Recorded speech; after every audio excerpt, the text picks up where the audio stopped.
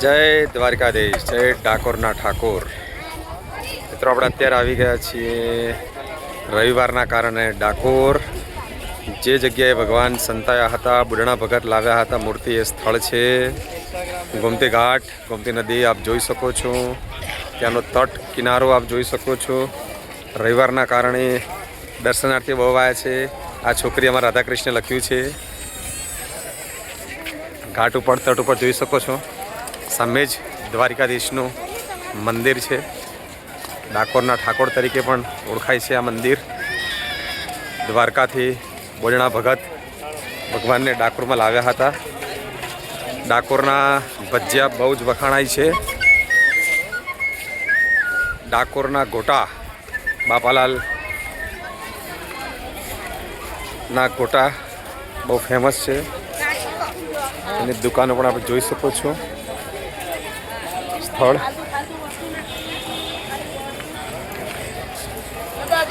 બાપાલાલના ગોટા, ડાકોરના ગોટા બહુ ફેમસ છે. આ એ સ્થળ છે જે ભગવાન તોલાયા હતા, બોડાને જે લાજ રાખી હતી એ ત્રાજવા એ સ્થળ છે. આપ જોઈ શકો છો, સવાવાલની વાળીથી ભગવાન તોલાયા હતા એ સ્થળ છે.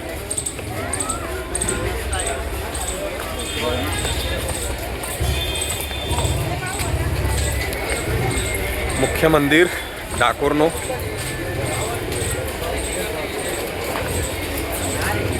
ગરમ ગરમ ભજીયા બની રહ્યા છે. ભજીયા માટે ડાકોર ફેમસ છે.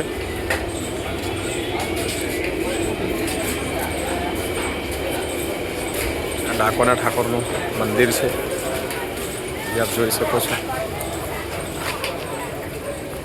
દુકાનો પણ ત્યાં આવેલી છે.